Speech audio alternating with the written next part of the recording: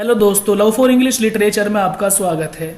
आज हम odd to the Nightingale का सेकंड जो हमारा बचा हुआ था, 4 स्टैंजा बच गए थे, उनको डिस्कस करेंगे। तो आइए शुरू कर लेते हैं। इसका जो इंट्रोडक्शन था वो हमने पहली वीडियो में ऑलरेडी डिस्कस कर लिया था। तो आइए शुरू करते हैं stanza 5। I can not see, के मैं नहीं देख पा रहा हूँ, what flowers are at my feet, के मेरे जो पैरों में जो फ्लावर्स हैं, कौन से फूल हैं जो मेरे पैरों के नीचे आ गए हैं, कि मैं अपने पैरों के नीचे जो फ्लावर हैं उनको नहीं देख पा रहा हूँ। Nor what soft incense hangs upon the boughs, और ना ही मैं ये पता लगा रहा हूँ कि ये जो सॉफ्ट इंसेंस बोलेंगे खुशबू, कि ये हल्की हल्की मधुर सी खुशबू कहाँ से आ रही है। Hanks upon the box, box माने शाखा, कि ऐसी कौन सी शाखा है जिस पर कोई फल लटका हुआ है और उस फल से, उस फ्लावर से ये सॉफ्ट इंसेंस, ये हल्की हल्की खुशबू फूट रही है, कि मुझे कुछ समझ में नहीं आ रहा है। बट लेकिन इन इम्ब्लेम्ड डार्कनेस, लेकिन इस घने अंधेरे में, इन इम्ब्लेम्ड माने घना, डार्कनेस अंधेरा, कि लेकिन इस घने अंधेरे में गैस, मैं अंदाजा लगा सकता हूं ईच स्वीट, हर खुशबू का, लेकिन इस घने अंधेरे में भी, हालांकि मुझे नजर तो कुछ भी नहीं आ रहा है, लेकिन फिर भी एक मैं अंदाजा लगा सकता हूं ईच स्वीट, कि हर खुशबू, कि कौन सी खुशबू कहां से आ रही है। Wherewith the seasonable month endows, endows माने देना, और सीजनेबल मंथ जो कि महीना है मई का, कि ये हर चीज जो है मई के महीने ने दी हुई है। सीजनेबल, के हर चीज जो, हर फ्लावर है, हर फल है, फूल है, ये सब क्या है, सीजनेबल है, यानी इन सब चीज का सीजन चल रहा है। क्योंकि ये पोयम लिखी गई है अप्रैल में, तो ये चीजें कब निकली होंगी, मई के महीने में, अप्रैल मई। तो कह रहे हैं कि क्योंकि महीना ये जो है अप्रैल का चल रहा है, तो अभी जो है मई का महीना यहाँ पर है, कि ये सब चीजें सीजनेबल मंथ, के ये सब चीजें मई के महीने में निकली हुई हैं, है ना। एंडोज माने देना, कि मई के महीने ने ये सब चीजें दी हुई हैं, फ्लावर्स भी मई के महीने ने दिए हैं, और ये जो फ्रूट हैं, ये फ्रूट भी मई के महीने में ही पैदा हुए हैं। क्यों? क्योंकि सारी की सारी चीज क्या है, सीजनेबल, सब चीज इस सीजन की हैं जो मैं खुशबुएं सुन रहा हूं। द ग्रास, अब यानी मई के महीने में क्या है, घास, नई नई घास उगी हुई है। द थिकेट बोलते हैं झाड़ियों को, कि झाड़ियां निकली हुई हैं, झाड़ियां भी उग गई हैं, घास भी उग गई है। एंड फ्रूट ट्री वाइल्ड, और जो पेड़ हैं उन पर फल लद गए हैं, फ्रूट यानी फल भी लदे हुए हैं पेड़ों पर। क्यों? क्योंकि मई का महीना है। फिर वही बात आती है कि मई के महीने में घास भी उग गई है, और थिकेट झाड़ियां भी उग गई हैं। एंड फ्रूट ट्री वाइल्ड, और जो जंगली पेड़ हैं उन पर फल भी लदे हुए हैं। वाइट हैथोन दोस्तों नागफनी की तरह ये कुछ चीज है, नागफनी के वाइट नागफनी भी नागफनी उग गई हैं। एंड पेस्टल एग्लेंटाइन, और यहाँ पर एग्लेंटाइन पेस्टल, यहाँ पर आप समझ लें कि जो जंगली गुलाब होता है, गुलाब के माने भी आएंगे कि जंगली गुलाब निकल गए हैं, या फिर आप ये मान लें कि जो बेल वगैरह होते हैं जंगलों में, वो बेल निकल गई हैं। दोनों माने हो सकते हैं कि जंगली गुलाब जो है उग गए हैं, या फिर जो जंगली बेल होती हैं वो भी निकल गई हैं। Fast fading violet cover up in the leaves, ये कह रहे हैं कि, और ये जो फूल हैं जो ये बहुत जल्दी ही, ये जो घास है, फूल है, ये सब क्या हो जाएंगे जल्दी ही, फास्ट फेडिंग वॉयलेट, और ये जो वॉयलेट कलर का जो फूल है, वॉयलेट माने दोस्तों ये भी एक फूल का, यहाँ पर आप इसका मतलब लेंगे फूल, कि जो वॉयलेट का फूल है ना, फास्ट फेडिंग, बहुत ज्यादा फेड हो जाएगा, बहुत जल्दी फेड हो जाएगा। Covers up in the leaves, जो कि लीव्स में, पत्तियों के नीचे छिपा हुआ है। ये वॉयलेट फूल है, कि जो वॉयलेट का फूल है ये बहुत जल्दी मुरझा जाएगा, जो कि पत्तियों के नीचे छुपा हुआ है। ये जो पत्तियों के नीचे छुपा हुआ वॉयलेट का फूल है बहुत जल्दी मुरझा जाएगा। एंड मिड में एल्डेस्ट चाइल्ड कमिंग मस्क रोज,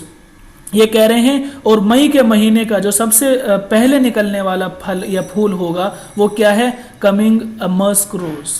के ये जो वॉयलेट का फूल है, चूंकि सबसे पहले ये निकल कर आया है तो इसीलिए सबसे पहले ये मुरझा जाएगा। और ये जो खुशबू है, द कमिंग मस्क रोज, ये मस्क बोलते हैं कस्तूरी, और रोज माने गुलाब, के कस्तूरी गुलाब से खुशबू आ रही हैं। फुल ऑफ डेवी वाइन, जो पूरी तरह से एक मदहोशी, एक जो नशा होता है पूरी तरह से, वो इसको सूंघ कर पूरी तरह से एक मदहोशी सी तारी हो रही है। And the murmurous haunt of flies on summer eves, और ये कह रहे हैं मरमरस यानी भिन भिनाहट, फ्लाइज मधुमक्खियां, और जो समर की यानी गर्मियों की जो मधुमक्खियां हैं वो भी पूरी तरह से भिन्न भिना यहाँ पर भिन्न भिना रही हैं, क्योंकि गुलाब निकले हुए हैं और इन गुलाबों में क्या है, फुल ऑफ डेवी वाइन, एक तरह की शराब इनमें भरी हुई, वो होता है ना गुलाब के अंदर जो मधुमक्खियां उसको जो है ले लेती हैं शहद बनाने के लिए, कि जो मस्क रोज हैं, जो कस्तूरी गुलाब हैं, इनमें पूरी तरह से फुल ऑफ डेवी वाइन, इनमें पूरी तरह से एक शराब सी भरी हुई है, किन के लिए, मधुमक्खियों के लिए, और मधुमक्खियां इसको इकट्ठा करने के लिए मरमर्स यहाँ पर भिन्न भिन्न आ रही हैं। समझ गए होंगे दोस्तों आप कि जो वोयलेट का फूल है सबसे पहले मुरझा जाएगा, क्योंकि सबसे पहले यही जो है वोयलेट फूल निकला हुआ है, और जो मस्क रोज हैं, जो कस्तूरी गुलाब हैं, इनमें पूरी तरह से एक तरह की शराब भरी हुई है, और जिसको इकट्ठा करने के लिए मधुमक्खियां यहाँ चारों तरफ भिन्न भिन्न आ रही हैं। सेकंड स्टैंजा देखें कि डार्कलिंग आई लिसन, के बहुत ज्यादा अंधेरा, डार्कलिंग बहुत ज्यादा अंधेरा है, आई लिसन फिर भी मैं सुन रहा हूँ, and for many a time, और कई बार, फॉर मैनी टाइम यानी मैंने कई बार, I have been half in love with easeful death, कि कई बार मैंने ये सोचा है ना, कई बार मैंने ये सोचा है कि मधुमक्खियों की आवाज़ को सुनकर और नाइटिंगेल की आवाज़ को सुनकर मैं कैसा हो जाता हूँ, कई बार मुझे ऐसा लगता है कि हाफ इन लव, के प्यार के साथ में, इस मधुरता के साथ में, विद ईजफुल डेथ, मैं बहुत ही लगभग आधा मर चुका होता हूँ, कि नाइटिंगेल की आवाज़ को सुनकर कई बार ऐसा लगता है, क्योंकि मेरी अकल भी काम नहीं करती, हर चीज़ मेरी बिल्कुल एक तरह से नमनेस, लेजीनेस, पेन्स और ड्राउजी मुझ पर ऐसी तारी हो जाती है कि मुझे ऐसा लगने लगता है कि I have been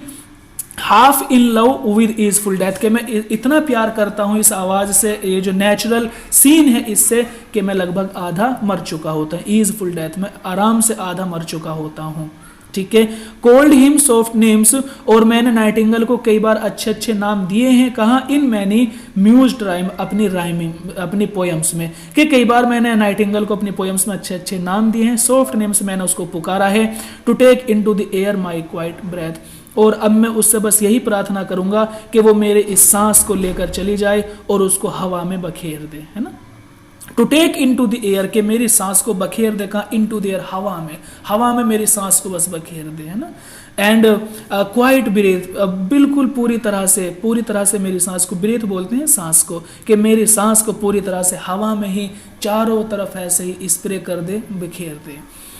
now more than ever seems it rich to die, और मुझे ऐसा लगता है, क्योंकि नाइटिंगेल की आवाज़ है, बहुत प्यारा सीन है, रात भी जो है चांदनी रात है, तो मुझे लगता है कि now more than ever seen, कि मुझे इससे पहले कभी नहीं लगा कि इट रिच टू डाई, यानी इससे पहले मुझे ऐसा नहीं लगा कि अब इस टाइम से ज़्यादा बेहतर मरना किसी और टाइम पर हो सकता है। मैं यही चाहता हूँ कि ये समय है, सबसे बेहतर ये वो समय हो सकता है जिसमें मुझे मरना चाहिए, मैं खुशी खुशी और पूरी तरह से प्यार में और मधुरता में बस ऐसे ही मर जाऊँगा। Now more than ever seems, मुझे कभी भी ऐसा नहीं लगा पहले कि इट रिच टू डाई, कि मुझे मर जाना चाहिए, लेकिन आज मैं मरने की उम्मीद ज़्यादा कर रहा हूँ। To cease upon the midnight with no pain, और ये कह रहे हैं कि चूंकि टू सीज अपॉन माने मरना, मिड नाइट आधी रात में, कि इस आधी रात में ही मैं मरना चाहता हूँ, कैसे, विद नो पेन, बिना किसी दर्द के, क्योंकि अब मुझे नाइटिंगेल की आवाज़ सुनकर किसी बात का कोई दर्द नहीं है, मैं पूरी तरह से पागल हो गया हूँ, मदहोश हो गया हूँ, नशा मुझ पर है, और वो ये कह रहे हैं कि इस आधी रात को मरना मैं चाहता हूँ विद नो पेन, क्योंकि मुझे मरते हुए कोई दर्द, कोई दुख नहीं होगा। While thou art pouring forth by the soul abroad in such an ecstasy, ये कह रहे हैं हालांकि जो तुम हो, जो तुम्हारी कला है ना, pouring forth thy soul abroad, कि तुम तो गाती रहोगी, पोरिंग यानी तुम्हारा जो गाना है वो बढ़ता रहेगा, फोर्थ आगे यानी तुम्हारी जनरेशन उसके बाद आने वाली पीढ़ियां तुम्हारी ये गाना गाती रहेगी, दाई सोल एब्रोड यानी तुम दूर दूर तक इस गाने को गाओगी, इन सच एन एक्सटेसी, इसी खुशी के साथ में कि मैं तो मर जाऊंगा तुम्हारी आवाज को सुनता हुआ, लेकिन जो तुम्हारी एक कला है, दाउ आर्ट, तुम्हारी जो ये गाने की कला है, pouring forth thy soul abroad यानी दूर दूर तक, यानी पीढ़ी दर पीढ़ी तुम ये गाना गाती रहोगी, इन सच एक्सटेसी, इसी मधुरता के साथ में, इसी मिठास के साथ में जैसा मैं आज सुन रहा हूं। लेकिन बाद में क्या होगा, स्टिल वुड्स दाउ सिंग, मेरे बाद में भी तुम गाती रहोगी, and I have years in when, लेकिन चूंकि मैं मर जाऊंगा और तुम्हारा ये गाना मेरे कानों के लिए किसी काम का नहीं होगा। आई हैव ईयर्स, लेकिन जो मेरे कान होंगे इन वेन, वो बेकार हो चुके होंगे, यानी मेरी मौत के बाद में भी तुम्हारी पीढ़ियां और उनके बाद उनकी पीढ़ियां इस तरह का गाना गाती रहेंगी, लेकिन चूंकि मैं मर जाऊंगा और मेरे लिए तुम्हारा ये मधुर गाना किसी काम का नहीं होगा। और तुम्हारा ये गाना क्या बन जाएगा मेरे लिए, कह रहे हैं कि टू दाई हाई रिक्वायम, कि तुम्हारा जो ये खुशी भरा गाना है, मिठास से भरा हुआ गाना है, मधुर गाना है, बिकम अ सोड, ये मेरे लिए एक तरह की एलिजी बन जाएगा, कि तुम्हारा ये मधुर गाना मेरे लिए एक शोक गीत बन जाएगा, क्योंकि अभी मैं तुम्हारे गाने को देखकर सुनकर खुश हो रहा हूं, लेकिन फिर मेरी मौत के बाद में तुम्हारा यही गाना मेरे लिए मेरी मौत का गाना बन चुका होगा। नेक्स्ट स्टैंजा देखे, 7 स्टैंजा, कि thou was not born for death, कि तुम मरने के लिए पैदा नहीं हुई हो, मैं इंसान हूं, मेरे अंदर दुख है, दर्द है, मुझे मरना होगा, लेकिन thou was not born for death, लेकिन तुम मरने के लिए पैदा नहीं हुई हो। कैसी हो तुम, इमोर्टल बर्ड, कि तुम अमर हो, कि ए बुलबुल, ए परिंदे, तुम इमोर्टल हो, तुम जो है मरने के लिए पैदा नहीं हुई हो। नो हंग्री जनरेशन ट्रेड दी डाउन, और कोई भी जनरेशन, नो हंग्री जनरेशन के कोई भी जनरेशन, कोई भी पीढ़ी ट्रेड दी डाउन, तुम्हें कम नहीं कर सकती, कि कोई भी ताकत, दुनिया की कोई भी ताकत तुम्हारी गति को, तुम्हारी इस मधुरता को, तुम्हारे गाने की जो एक आर्ट है, इसको ट्रेड दी डाउन, इसको कम नहीं कर सकती। आ गया दोस्तों, समझ आ गया होगा। नेक्स्ट देखें कि द वॉइस, के जिस आवाज को, आई हियर में सुन रहा हूं, this passing night was heard in ancient days by the emperor and clown, ये एम्परर क्लाउन, ये कह रहे हैं कि जिस आवाज को आज मैं रात में सुन रहा हूं, इस गुजरती हुई रात में सुन रहा हूं, वाज हियर्ड, इसको सुना जा चुका है, इन एंशिएंट डेज, पुराने दिनों में भी इसको सुना गया होगा, किसके द्वारा, बाय एम्पर्स, यानी राजाओं के द्वारा, एंड क्लाउन्स, और उसके वजीरों के द्वारा, कि जिस इस आधी रात को, इस गुजरती हुई रात को जो आवाज में सुन रहा हूं, इसी आवाज को पुराने दिनों में, एंशिएंट डेज यानी पुराने दिनों में, पहले राजाओं ने और उसके वजीरों ने भी सेम आवाज को सुना होगा। परहैप्स, शायद, the self same song that found a path through the said hearth of Ruth, ये कह रहे हैं जो रुथ है, जो रुथ है, शायद उसका जो सैड हर्ट है, उसका जो दुखा हुआ दिल है, जो परेशान रुथ है, शायद उसने भी इसी गाने को सुना होगा। ठीक है दोस्तों, अब रुथ के बारे में बता रहे हैं, व्हेन सिक फॉर होम, जब वो घर जाना चाह रही होगी, कि जब रुथ अपने घर जाना चाह रही होगी तो उसने भी इस गाने को सुना होगा। कहाँ खड़ी होगी वो, she stood in tears amid the alien corn, जब वो बहुत दूर, एलियन यानी दूर, विदेशी, जब वो विदेशी जंगलों में खड़ी हुई होगी, और वो कैसी होगी, इन टीयर्स, वो रो रही होगी, यानी रुथ को दूसरी जगह पर लेकर जाया गया था, उसको दूसरी जगह ले गए थे और उसको एक ऐसे किले में बंद कर दिया था, दूसरी विदेश में ले जाके, कि वो किला चारों तरफ से जो है जंगलों से, समुंदर से घिरा हुआ था, और उसमें जो ये रुथ थी अब रोती होगी। अब जो भी वो बता रहे हैं कि इस आवाज को रुथ ने भी सुना होगा, सैड हर्ट, जब उसका दिल परेशान हो रहा होगा, और वो क्या कर रही होगी, सिक फॉर होम, वो घर जाना चाह रही होगी। She stood in tears amid the alien corn, और वो विदेश में, बहुत दूर, वो जंगल के बीच में खड़ी होकर रो रही होगी। ठीक है दोस्तों, the same that has times has charmed magic casements opening in the foam, or the perilous seas in fairy lands forlorn, उसी को बता रहे हैं कि वो कहाँ पर खड़ी थी, जंगलों के बीच में, किसी टावर में वो खड़ी होकर रो रही थी, तो वो इस आवाज को सुन रही होगी। The same that often has times has, ये कह रहे हैं कि ये जो मैजिकली आवाज है, कि ये जो आवाज है, इसको बिल्कुल ऐसे ही सुना होगा रुथ ने, कहां से, चार्म्ड मैजिक कैसमेंट, कैसमेंट खिड़की को बोलते हैं, और मैजिक जादू, जादुई जो खिड़कियां हैं, कि जो जादुई खिड़कियां होंगी उस किले की जिसमें रुथ को कैद कर कर रखा होगा, उसकी जादुई जो खिड़कियां हैं, कैसमेंट है, विंडोज हैं, उससे रुथ ने इस आवाज को सुना होगा। Opening on the foam of perilous seas, perilous बोलते हैं खतरनाक, यानी जो खिड़कियां कहां खुलती थी, ओपनिंग जो खिड़कियां खुलती थी on the foam of perilous seas, खतरनाक समुंदर की तरफ। यानी एक ऐसा किला था जिसमें चारों तरफ पानी ही पानी था, और जब उसकी जो खिड़कियां जो कि समुंदर की तरफ खुल रही थी, ऐसा समुंदर जो बहुत ही खतरनाक है, तो उन खिड़कियों से बस एक नाइटिंगेल ही है जिसकी आवाज को रुत सुन पा रही होगी। इन फियरी लैंड्स फॉर लोन, और कह रहे हैं फियरी लैंड, और जो पूरी तरह से एक परियों की जो जगह है, यानी जंगल है, आसपास कुछ भी नहीं है, कि जो समुंदर की तरफ वे खिड़कियां खुलती थी, बस ये एक नाइटिंगेल ही है जिसकी आवाज को रुत वहां से सुन लेती होगी। इन फियरी लैंड फॉर लोन, उस बहुत दूर वाली जगह में। ठीक है, नेक्स्ट स्टैंजा और लास्ट होगा कि फॉर लोन, कि इसमें कोई शक करने वाली बात नहीं है कि the very word is like a bell, कि तुम्हारी जो आवाज है वो एक बेल की तरह काम कर रही है, कि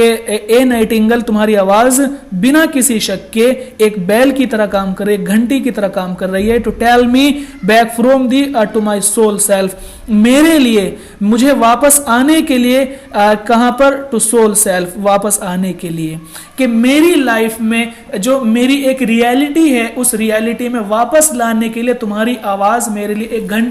घंटी का काम कर रही है। दोस्तों ये स्टैंजा बिल्कुल अलग हो जाएगा, आप इसको समझ, जब तक तो वो उसमें खोया हुआ था, लेकिन अब उसकी आवाज को एक घंटी बता रहा है कि एक ऐसी घंटी, एक ऐसा जो है सिग्नल है जो ये कह रहा है कि मैं जॉन कीट्स अपनी लाइफ में दोबारा से वापस आ जाऊं,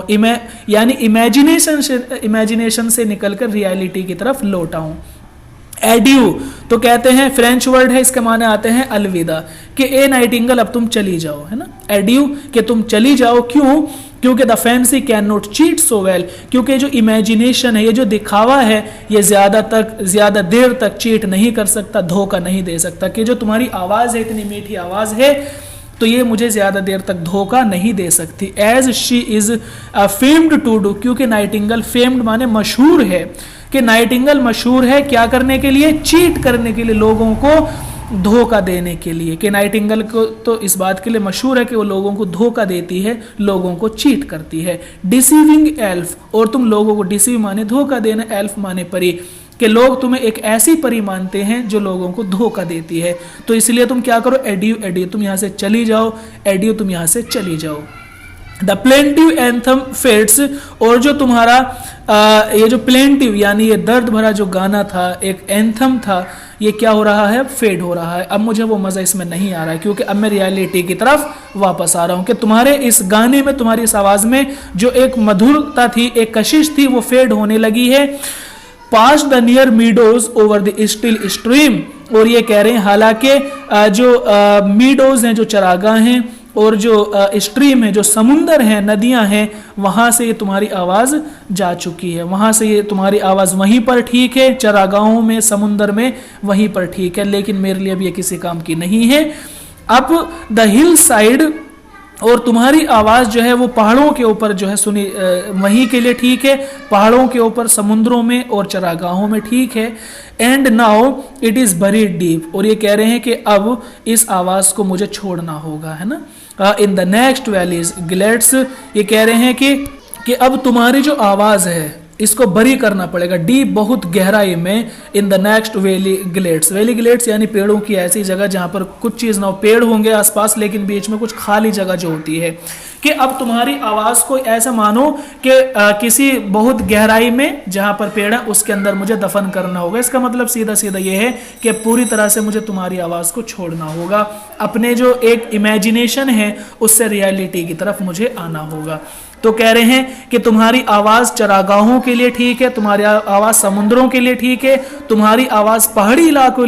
के लिए ठीक है, लेकिन ना हो, लेकिन अब मेरे लिए क्या है, तुम्हारी आवाज किसी काम की नहीं है, तो मुझे उस आवाज को छोड़कर एक रियलिटी में आना होगा। और खुद ही जॉन कीट्स ये सवाल कर रहे हैं कि वाज इट अ विजन, कि क्या मैं किसी सपने को देख रहा था, और अ वॉकिंग ड्रीम, या मैं कोई जो है जाग कर सपना देख रहा था। वेकिंग ड्रीम जाग कर भी सपना देखा जाता है, और विजन सोकर सपना देखना, कि क्या मैं किसी सपने में खोया हुआ था, या मैं किसी जागते हुए मैं किसी सपने में खोया हुआ था, आखिर ये था क्या, खुद ही एक सवाल कर रहे हैं।